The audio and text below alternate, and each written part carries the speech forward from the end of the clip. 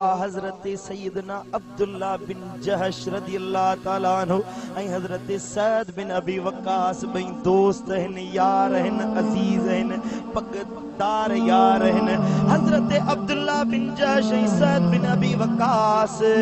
जिन मर काए ओहद में आया तो हजरत अब्दुल्ला बिन जहश सैद के बामा वठी चवे तो ओ सैद होदे निहार मदीने वारे साईं जे नाले ते सिर कुर्बान करण जो मौको मिलियो आहे।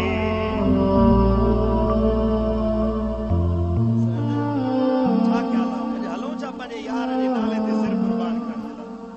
तू मां पंहिंजे दोस्तन खे वठी वेंदासीं, हलो बुराई जो कम था कयूं, तू मां शराब जे लाइ वठी वेंदासीं, तू मां कूड़ियुनि कचहरियुनि जे लाइ वठी वेंदासीं, तू मां पंहिंजे दोस्तन खे बुराई जे लाइ वठी वेंदासीं, पुरानी महफिल में वठी अचण जे लाइ तयार न हूंदे, पर होॾे निहार लजपाल नबीअ जा गुलाम मौत अखियुनि आॾो आ, पर चवंदा हलो त पंहिंजे महबूब जे नाले ते सिर कुर्बान करे अचो। हज़रत अब्दुल्ला बिन जहश तो चवे त ए सैद दुआ घुर मां आमीन तो चवां, मां दुआ घुरा तू आमीन चओ त अल्लाह ताला मन असां जो दुआऊं कबूल फरमाए। हजरत सैद दुआ जे लाइ हथ खयां, ए मुंहिंजा मौला जंगे ओहद में तो वञा, ए मुंहिंजा करीम रब हिकिड़े वॾे काफ़िर सां मुंहिंजो मुक़ाबिलो थिए, पोइ जिहाद कयां, हुन जो सिर कलम कयां, अल्लाह जे हबीब वटि सरखुरू थी, ए मुंहिंजा मौला ऐं मां गाज़ी थी मदीने पाक वापस अचां।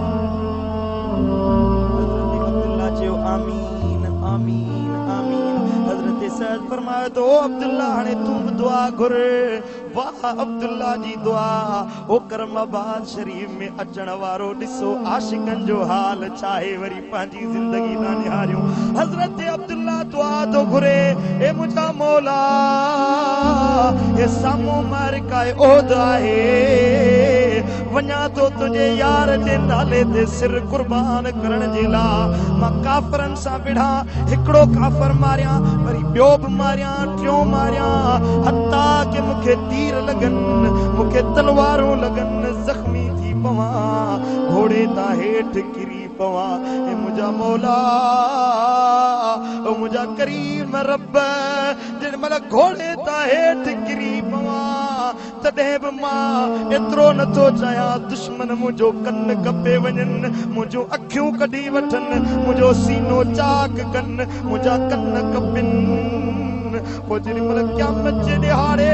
तो अल्लाह जी दरबार में अचां, तो रब जी बारगाह में अचां, तो अल्लाह जी दरबार में पेश थियां, मुंहिंजा मौला तूं पुछा करी ओ अब्दुल्ला ओ इब्ने जहश कन किॾे करे आयो ही, अखियूं किॾे करे आए, पंहिंजो जिस्म छाजे लाइ ज़ख़्मी करे आयो ही। ओॾी महिल अर्ज़ कयां मौला तुंहिंजे यार जे नाले ते तुंहिंजे महबूब जे ख़ातिर मां पंहिंजो सिर कुर्बान करे आयो।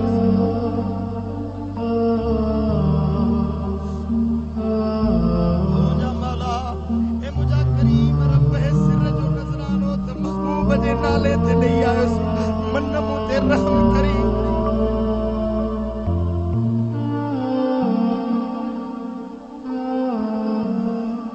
ओ यारी लगायम दिलबर नाले ते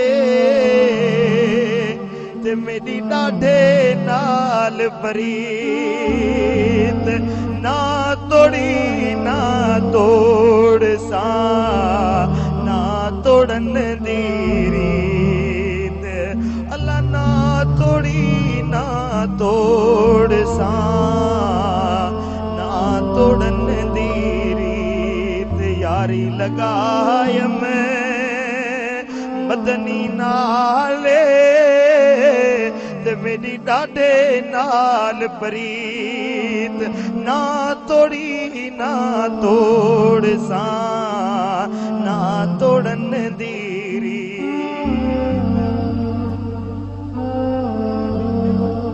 यारी ये कोन निभाई बिया